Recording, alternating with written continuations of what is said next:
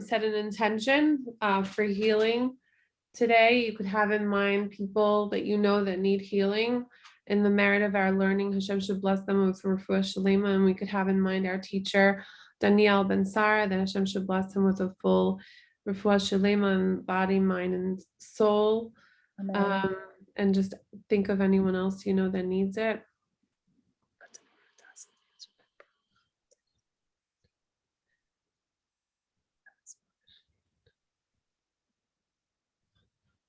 Okay, great. So, as you all know, this is a really amazing time of year when we're meant to connect to the energy of healing. So we'll talk a little bit today about how we can do that. But first, I always like to ask why. Like, why is this month considered a month for healing? What makes it so special that it's supposed to be the energy of healing? So, firstly, it's about where it's situated. The month of Iyar is right between Nisan and Sivan. Nisan was the month that we were redeemed.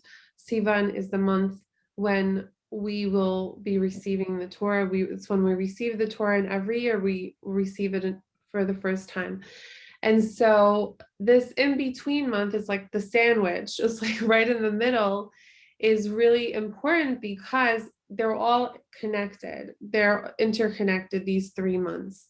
And so in Nisan, we were redeemed and we were made a nation from scratch. And so Nisan is really considered the time of the birthing of the Jewish nation, which is also symbolic in the splitting of the sea, where it's like representing like the breaking of the waters, like when a woman gives birth.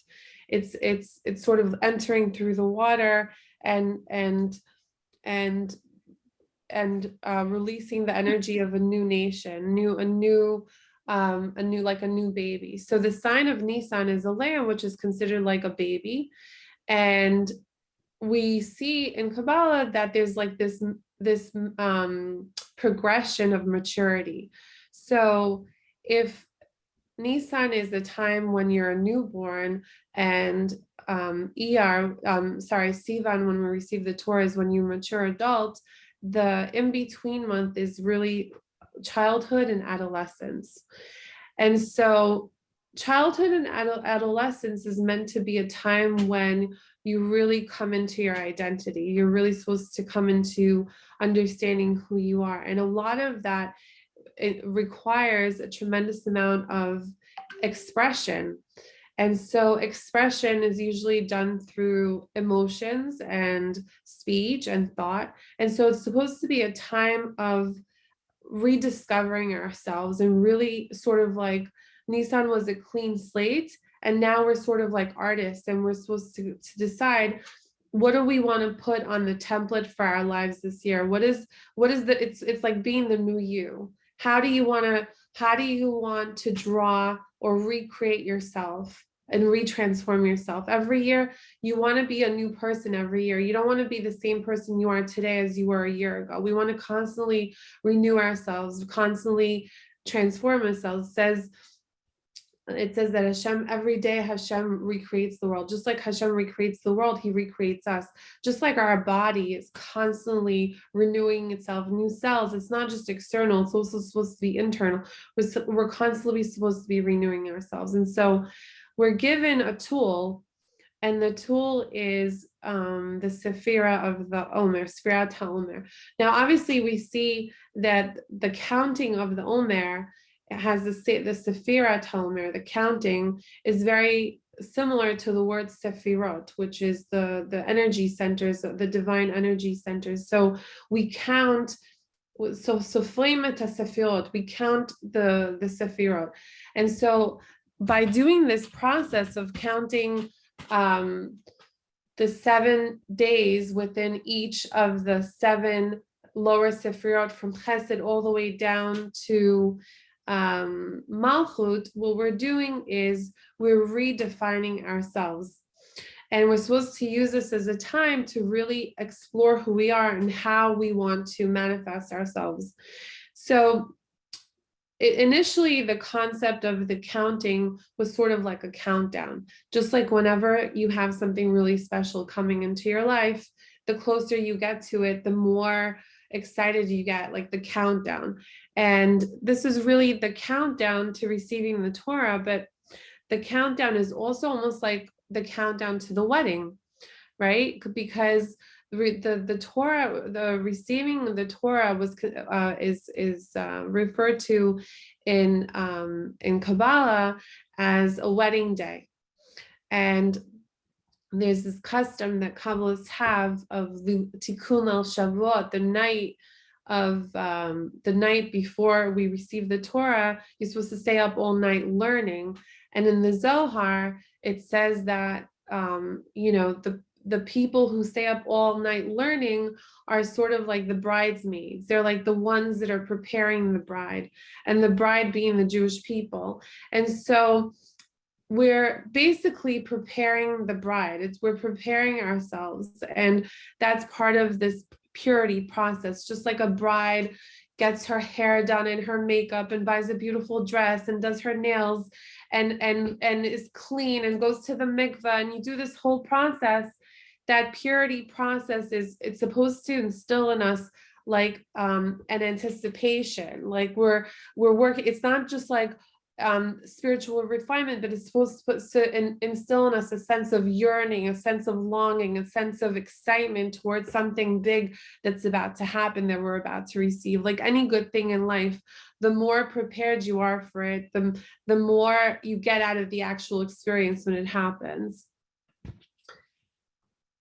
So we also see a sign for what this amazing month is about, because in the Torah itself, this month is not called Iyar.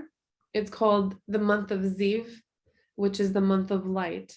And so the ancients used to call it the month of light, because obviously this is the time of year when it's spring, we have more sunlight, right? More sunlight.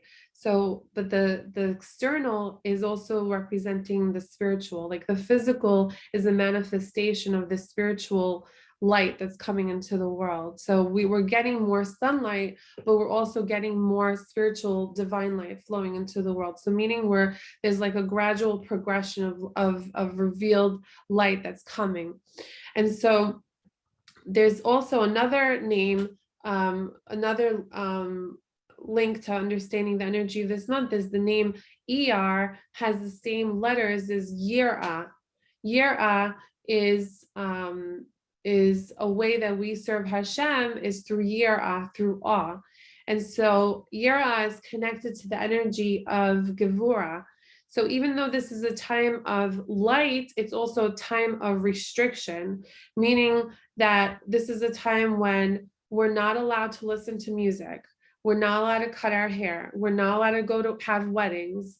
There's no real holidays. We have a mitzvah every day, but there's no holidays. So there's this sort of like oscillation between revealed light and goodness and healing, but it's also connected to Gevurah, to constriction, to judgment. And so it's sort of like this this discipline that in preparation for the ultimate revelation of light. And the classic thing that we always learn about this month is Iyar is the acronym for Ani Hashem Rofecha. Those are the initial letters of that sentence, Ani Hashem Rofecha. Now, where does that sentence come from? It comes from the Torah, where I'm going to read you the verse, as it's in chapter 15, verse 26, where it says, Vayomer Hashem, Vayomer, Im Shama Tishme'u Lekol Hashem Elokecha. If you listen to the voice of Hashem, your Lord, Hayashar be'enav taseh, and you do what is straight in His eyes. You do what's aligned with Hashem. Vehezanta lemizvotav, and you listen to His commandments. Veshamata chukav, and you keep all His laws. Kol hamachala, all illnesses that I put in Mitzrayim, lo asim alecha, I won't put on you, ki ani Hashem rofecha, because I am Hashem your healer. So we see here, there's a lot of conditions leading up to this promise, right? Like Hashem is saying, I am your healer, but it's not like automatic, right? Like there's all these preconditions set up, meaning that Hashem evaluates, where do we hold? Are we aligned with his will? Are we keeping the mitzvot? Are we learning Torah? Are we on the path? Are we on the straight path? So meaning if you want to be healed, there's a mechanism for it where you have to be aligned with Hashem's will, which is the Torah, which is the mitzvot. Now we see that this concept of healing is connected also to what happened in the Bible, in the Torah this month. So this was the month when the Jewish people left Egypt. They were in the desert. There was no food. So Hashem provided for them the manna, the man. And the man had a very unique quality, which was that it provided for the needs of everyone who needed certain types of food. Just like today, there's certain people who are gluten-free, dairy-free, sugar-free. We all have our certain needs and preferences based on our bodies and what we need. The manna provided nourishment for everyone, and it also provided healing so that whoever was sick was able to heal through eating the manna. So we learned in the Bnei Sachar, which is a famous Kabbalistic book on the months, it says that most illnesses that people get are related to eating food that is not consistent with what their body needs. And so that just like the manna was given to us during that time of year, and it was all about food that heals us, that this is a time when we're supposed to reconnect to how can we use food to heal ourselves? How can we nourish ourselves both physically, like spiritual, like physical nourishment, like actual food that we eat? How can we make healthy food choices in order to be healthy? But also, how do we consume things that are good for us? How do we, there's 7 openings, 7 apertures, right? The 2 eyes, the 2 ears, 2 nostrils, and the mouth. These 7 openings are constantly consuming what we hear, what we see, what we smell, what we taste. All of the things that we consume impact our well-being. And so this is the time when you're supposed to be really sensitive to that and to focus on how do I nourish myself both physically and spiritually so that I can be well balanced, I could be healthy. Another teaching I learned about healing, which I thought was really powerful, was that when there's a custom that when one wants to heal, like let's say somebody is sick, chas v'shalom, there's a custom of doing seudat hodaya. Seudat hodaya means a meal of gratitude. That like, let's say someone was really ill and then they got out of it and a miracle happened, they do a big festive meal, whether at shul or at their home, as a way to like do the mitzvah of achnasat orachim and like say thank you Hashem for revealing the miracle. So some people do this custom after this actually happens, and some people do it even before. Even when a person is sick, they already do this sehudat todah. They already say thank you. Why? Because when you connect to the energy of already feeling the emotion of what it would be like to already be healed, to already manifest the blessing and manifest the healing, when you're already in that emotional state, it's like you're already there. You're already there. So I thought that was like a really beautiful teaching. Another beautiful teaching that I recently heard was there's a custom that when people are ill, that that person who is sick or a loved one of this person who's sick goes to shul, whether it's on Shabbat or on Monday or Thursday when they bring out the Torah, and they do circles around the bima, the place where the Torah is read, while the Torah is out of the ark and on the table, they circle the bima 7 times.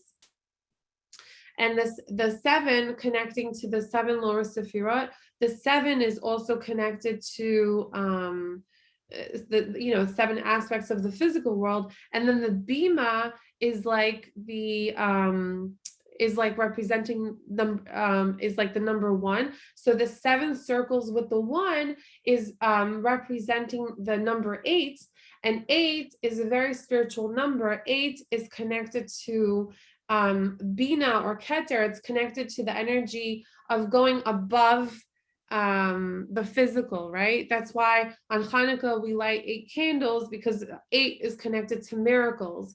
And so you do the circle around the bima 7 times, and you say this famous verse from the Torah that Moshe prayed when he prayed for Miriam, his sister, when she got leprosy and she was punished with leprosy. Moshe said, El na refanala. He prayed for her and he said, Hashem, please heal her. So you go around the bima 7 times and you say, El na refanala, El na refanala, and having the intention that you're davening for this person. And so I thought this was really beautiful, because it's showing how physical actions can trigger a spiritual flow.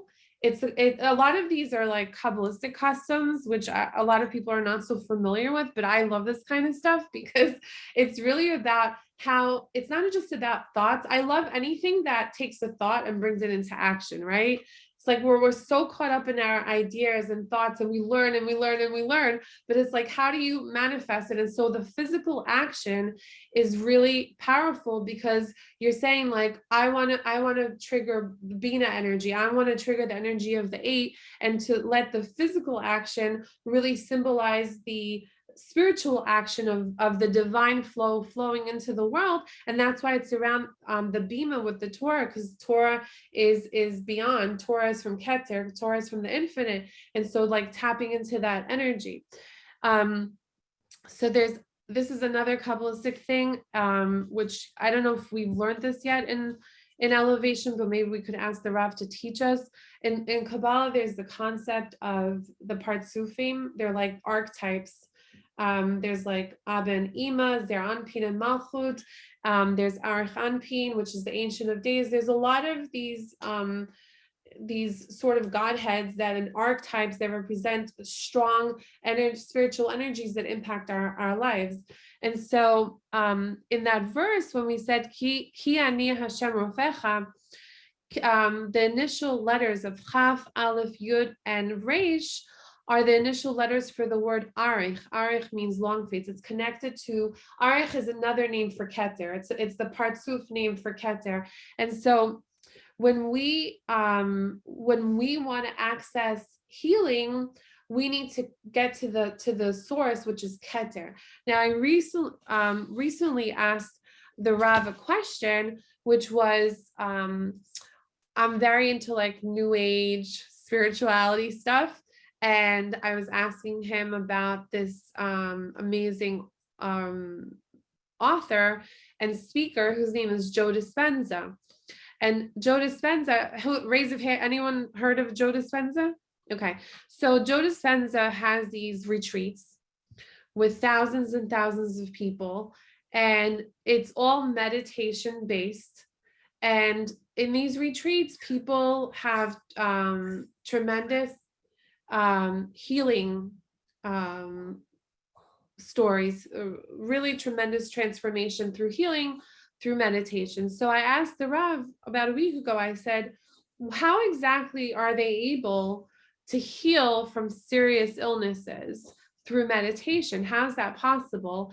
And is there something parallel in Kabbalah, in the Kabbalistic system, where we can also access that? So I want to share with you the answer of what he said.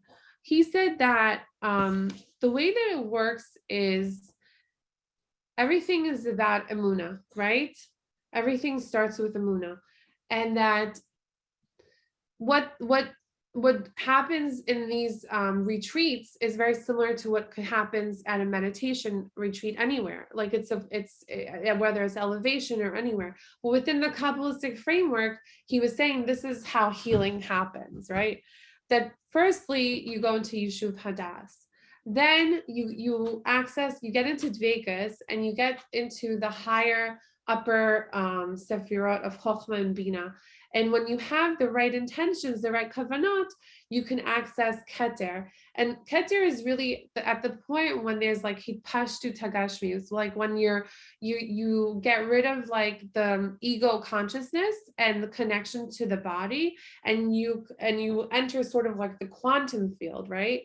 And that when you're in that space, anything can be manifested. And so we all have that potential, but that it's not just a mind experience, it's not just a mental exercise, but that he was saying at the dispenser retreats, there's a lot of music.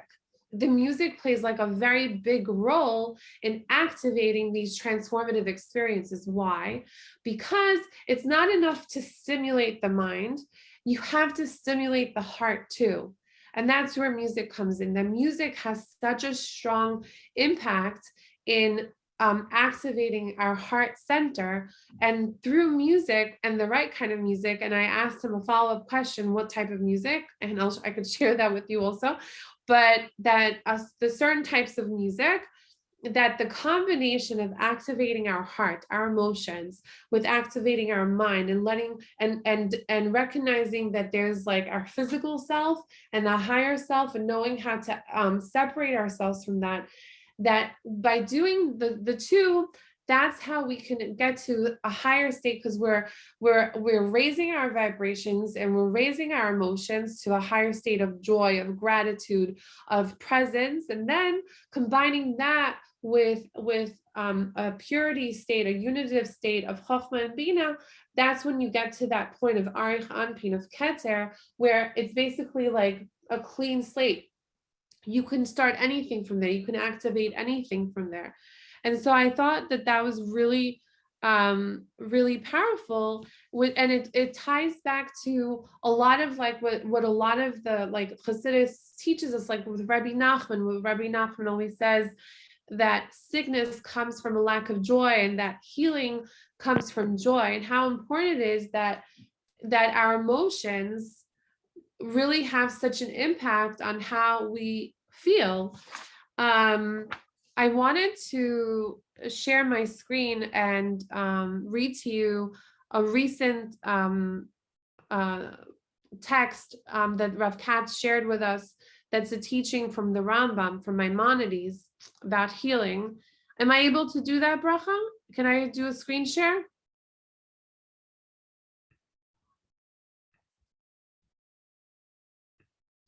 I can't hear you. I think I have to make you a host. Okay. Are you, if you're able to do that, great. If not, I'll just read it out loud, but I'd rather. Okay. If you can do you have it on a form where you could like WhatsApp it to me, and then I'll bring it up and share the screen? Because I don't know how to make you. Just click on my name, and then there should be an option there to make me co-host. It's very straightforward. Rina. You know what? I'll just read it. It's fine. Let me just read it. Okay, go ahead. Go ahead. Okay. So he gives us so the Rambam, Maimonides, is basically guiding doctors into understanding how to help heal their patients. So I'm just going to read one. This is a long selection. I'm happy to share with the group at a different, like maybe I'll put it in the WhatsApp, but I'll just read a selection. So he says, when an individual is weak and their face is off color and their voice is weak, if something joyous happens, he will become stronger, his face will shine, his voice will become powerful, his movements will be quick, and the pulse of his veins will be strong. The outer surface of his body will become warm, and joy and happiness will become readily apparent on his face and in his eyes. All this will become readily apparent without any need to look deeper. And then he says, it is for this reason that doctors, healers warn us to pay attention to subtle internal psychological changes. In Hebrew, it's called tnuot nafshiot, that the psychological movements of a person is very important for a doctor to pay attention to constantly keep an eye out for them and to make every effort to equalize them. That's the concept of hishtadlus, meaning that you're emotionally, you should be balanced and equal, not too happy, not too sad, like you need to be balanced while a person is still healthy. And in the event of any sickness, no other treatment or physical procedure takes precedence over there. He's saying that it's not about external treatments, that first you have to focus on the internal healing before you focus on the external healing. And he says the doctor should understand that the heart of someone who is ill is constricted, whereas the soul of a healthy person is expansive.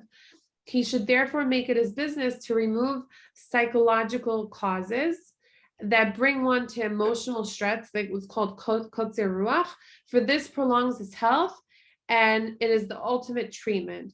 So this is the Rambam, and it's basically an essential thing. I think we all know this, but maybe we don't hear this enough because, we're so quick to go to doctors, when something comes up, as if the doctors have the answers for everything. And a lot of times they don't. Rabbi Nachman was very extreme in that he was very anti-doctors. He would not, there's a lot of Breslov followers that don't go to doctors. I don't believe in that. But at the same time, people are able to heal themselves by working on their inner psychological states and being sound of mind and sound of heart. So that's really, really a very powerful thing I wanted to share. Now, I just want to wrap this up with another really powerful teaching. So it's very customary in traditional Judaism that in the time period between Nisan, when it's Pesach, to when it's Shavuot, that we learn the text of Perkei Avot. Perkei Avot is ethics of the fathers. Now, it's something that a lot of men do at shul, but I don't know how often women actually take the time to learn it. It's not as popular, I think, as it should be. And so the power of Pirkei Avot is that it's talking about mainly your relationship between people, how to relate with others, because like we said, this is the phase of maturity when one is creating their identity through the other, through interacting with others, because the relationship we have with other people is very connected to the relationship that we have with Hashem, right? And so that's why there's like such a strong emphasis on the way that we behave, on our character and how we behave with others. So I wanted to just read some selections from Pirkei Avot that I think are just beautiful and really relevant. Let me share this with you. Okay, so we can't do a screen share, so I'll just read to you. Okay, Hillel Veshamai received the oral tradition and shared. Hillel used to say, to be of the disciples of Aaron. Why? Because Aaron was one who Ohev Shalom ve'rodef Shalom. He was someone who loved peace and he pursued peace. Ohevet habriot u'mikraven l'Torah. He loved other people and he drew them close to the Torah. That it's all about having relationships that engenders peace among people. Another beautiful teaching from Shammai. Shammai used to say, Emo me'at ve'aseh, that say a little bit but do more, meaning don't speak so much, talk less and do more. Ve'heveh mekabel et kol ha'adam b'sefer panim yafot, and receive all men with a pleasant face. Then another one that I really love, which is Shimon HaTzadik, who was one of the heads of the Anshe Knesset Hagdolah, used to say, Al Shloshad Dvarim Ha'olam Omed, on three things the world stands. Al HaTorah, it stands on Torah. Avodah, Avodah is connected to serving Hashem. In our days, it means tefillah, through prayer. Val Gemilut Chasadim, and through acts of kindness. So that the three pillars of the world, what upholds the world and keeps the world in existence, is Torah, prayer, and acts of kindness. So I just initiated a new group. I don't know if some of you were in that group. I started a 40 days chesed challenge, where in this group we all commit to doing at least one act of chesed, at least one act of kindness. And Chana Batya, you're in it, right? Right? And you're also, Cindy's in it. And so in the zchut, in the merit of doing this act of chesed and this act of kindness, we each have in mind someone that needs healing, that we do this chesed for their sake, for their healing. And so I think that that's really, really powerful, that, you know, there's so many different ways that one can heal, and there's so many different ways that we can live Torah. But I think that I really believe mitzvah go'el mitzvah, that like one act of kindness or one mitzvah can lead to another. There's like a chain reaction of doing these things. And I invite you to join this group, because it's really incredible to see how like the smallest things can make an impact, whether it's smiling at your neighbor, saying good morning, or helping someone do laundry. Or Chana, were you the one that said that you mowed your neighbor's lawn today? I was like, wow, that's pretty awesome. That's a very, very nice thing to do for another person. Yeah, so I just think that we have to get creative. You know, there's no one way to heal or one way to increase joy, and we have to find what speaks to us and to also inspire others to do that. So I hope you guys enjoyed today's class, and I hope that, God willing, we should really tap into this amazing time and just open up our vessel through acts of kindness, through joy, through connecting to Torah and davening, and just really prepare ourselves for the ultimate revelation of the Torah, because Torah is so magical. You know, we each have, you know, there's this concept in Kabbalah of the supernal Torah, right? And there we each have a letter in the supernal Torah, right? We each have something unique, some point of wisdom, some aspect of Torah wisdom that we're supposed to reveal in the world. And when we're receiving the Torah, it's like another chance for us to